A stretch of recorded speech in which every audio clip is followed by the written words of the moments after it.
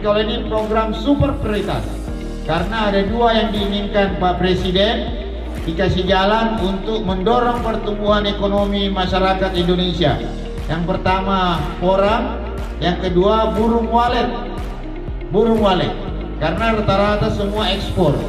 Nah, kalau kita tidak punya persiapan modal burung walet, ya kita tanam porang dulu.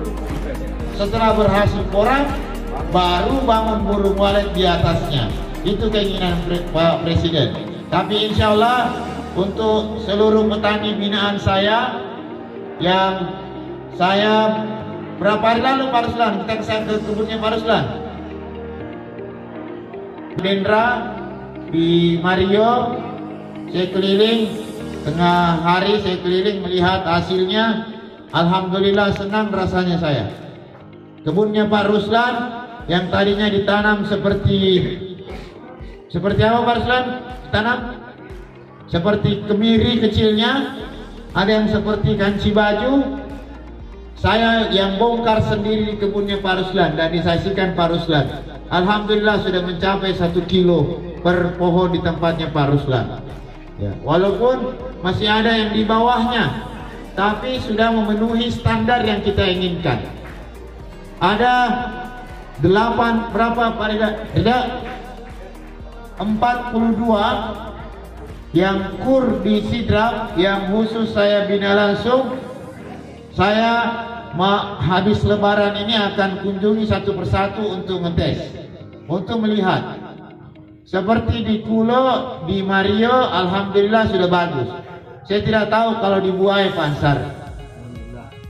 Sudah ada yang berkata? Sudah ada yang dorman? Belum? Sudah ada? Sudah dibuka-buka hasilnya? Belum? Nah, ya nanti tunggu saya ke Buai. Setelah lebaran saya Talawe, kemudian Cipo, Damai, baru ke Buai. Untuk saya mau kunjungi satu persatu yang 42 orang tim petani kita. Dan kalaupun ada kekurangannya, ya biasalah sebagai manusia, ya kan, kita berusaha, tapi Tuhan yang kita kasih rezeki. Ini berhasil 42 ini. Saya sudah punya pikirkan skema lain, maksudnya pengantaran begitu sama koya, tapi setelah ada 42 justru akan lebih banyak program lagi saya kasih dibanding yang itu.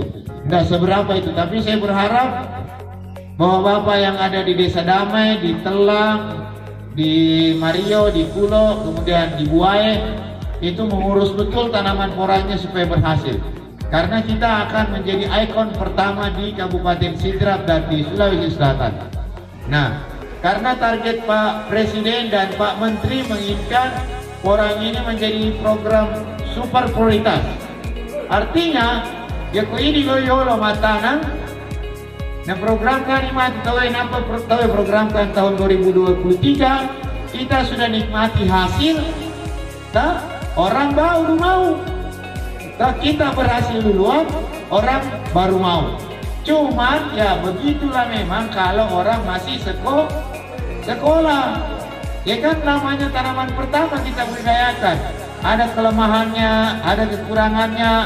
Nah makanya Pak Ridwan sama Pak Sahar, Pak Polisi, saya minta setelah lebaran ini intens lakukan hubungan dengan teman-teman yang 42 orang.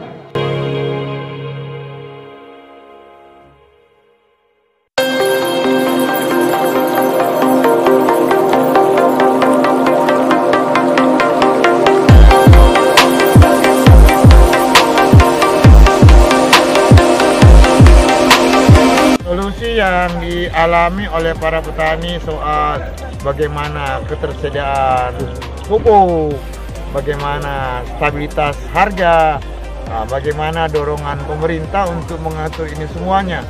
Karena di Sidrap yang secara umum adalah petani, maka ini harus dijaga. Karena kalau hasil tidak maksimal, tidak ada belikan baju baru buat anaknya, dipakai buat beli sapi untuk persiapan makan burasa nanti. Nah itu dia masalahnya. Untuk Sidrap sendiri berapa hektar? Untuk tanaman porang di Kabupaten Sidrap ini sudah masuk sekitar 420 hektar. Nah, kalau di kawasan tadi ada beda-beda skemanya. Ada skema mandiri, ada skema kur tadi itu ada 42, ada skema dengan bantuan dan lain-lain. Nah, ada skema kerjasama. Total yang saya bina di Sidrap sudah 400 hektar. Dan insya Allah saya akan jadikan Sidrap ini menjadi ikon baru di Indonesia. Sidrap kalau dulu dikenal kota beras, dan saya berniat menambahkan Sidrap kota beras dan koran. Amin. Nah.